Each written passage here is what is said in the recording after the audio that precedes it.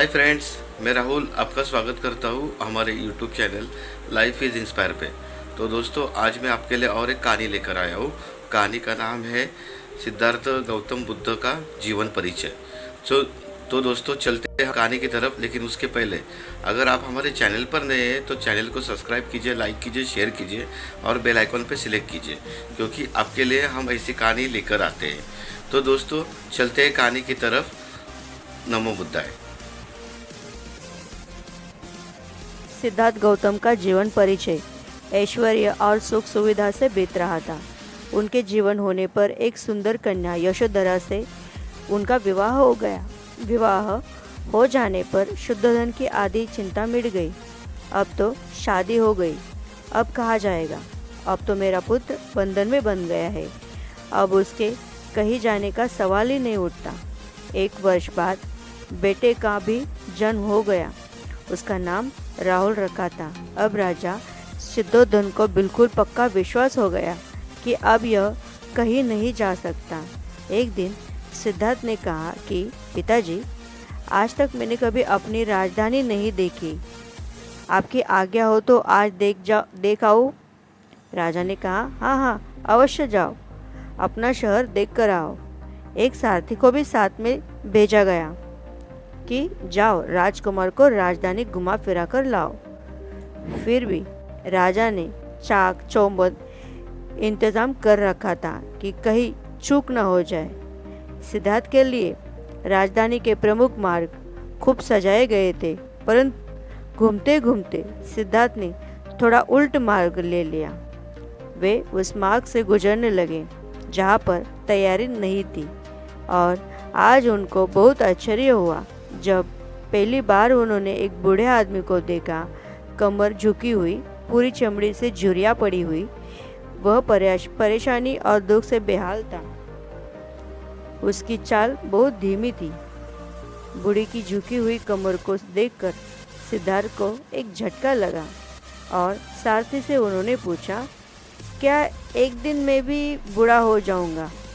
सारथी ने कहा, हाँ राजकुमार, हर व्यक्ति के जीवन में 3 अवस्थाएं आती है, बचपन, जवानी और बुढ़ापा। एक दिन तुम भी बुढ़ापे की अवस्था में जाओगे। हे राजकुमार, यह संसार का नियम है। चाहे गरीब हो या अमीर, सबको शरीर शिथिल अर्थात बूढ़ा होता है। राजकुमार सोच में पड़ गए। सारथी ने रथ को आगे बढ़ाया तो कुछ ही देर पर एक बीमार व्यक्ति मिला जो रोगों से घिरा हुआ था। उस पीड़ित व्यक्ति को देखकर राजकुमार का मन बहुत दुखी हुआ। राजकुमार ने पूछा, इसको क्या हुआ है? सारथी ने कहा, यह व्यक्ति बीमार है, इसलिए यह करा रहा है। इस संसार में दुख और सुख दोनों है। यह अपने अपने भाग्य की बात है कि कोई दुखी है और कोई सुखी है। क्या मैं भी कभी बीमार हो सकता हूँ? सारथी ने कहा, आप यह विचार अभी छोड़ दें। समय बड़ा बलवान होता है। ये सारी बातें कर्मों पर निर्भर करती है। चाहे राजा हो या रंग, सुख दुख सब पर आते हैं। अगर शरीर में कोई रोग आना है तो वह जाएगा। यह सब सुनकर राजकुमार सोच में पड़ गए। सारथी ने रथ को कुछ आगे बढ़ाया तो सामने से 4 कंधों के ऊपर एक अर्थी को जाते हुए देखा। राजकुमार ने ऐसा पहली बार देखा था। उसने सारथी से पूछा, यह क्या है? यह आदमी मर गया है।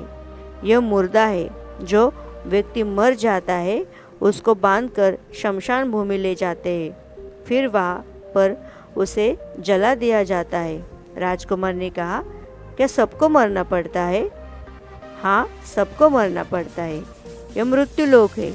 जो जन्म लेता है उसे कभी न कभी अवश्य ही मरना पड़ता है। तो इसका मतलब यह हुआ कि ठीक इसी तरह से एक दिन मुझे भी मरना होगा। मेरी देह भी मुर्दा होगी और मुझको भी 4 कंधों पर उठाकर ले जाया जाएगा। मुझको भी ऐसे ही रस्सियों से बांधा जाएगा। मेरे भी आगे पीछे घर के सदस्य रोए पर तड़पेंगे और जिस संसार को मैंने इकट्ठा किया है वह सारा का सारा मुझसे छूट जाएगा। इसका मतलब यह हुआ कि क्या एक दिन में भी मर जाऊंगा? क्या एक दिन यशोधरा भी मर जाएगी? क्या एक दिन मेरा राहुल भी मर जाएगा?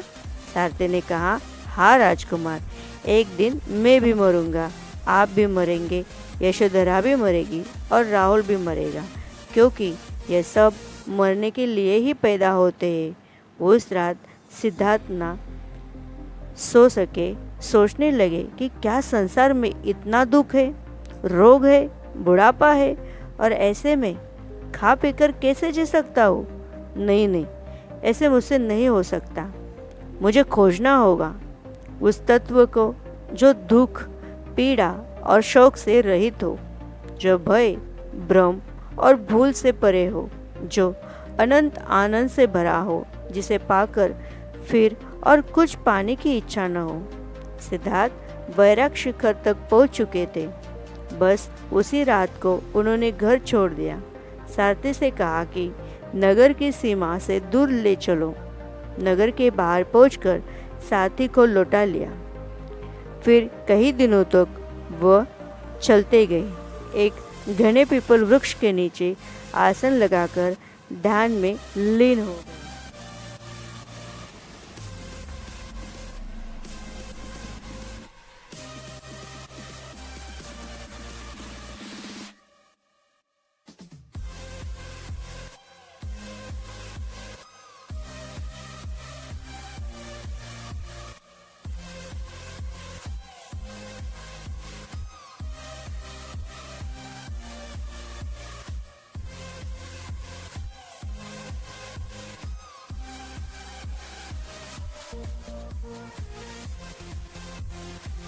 तो दोस्तों, आपको भगवान बुद्ध का जीवन परिचय कैसा लगा, ये हमें कमेंट में ज़रूर बताइए। और अभी तक आपने हमारे चैनल को सब्सक्राइब नहीं किया होगा तो चैनल को सब्सक्राइब कीजिए, लाइक कीजिए, शेयर कीजिए और बेल आइकॉन पे सिलेक्ट कीजिए। Thank you.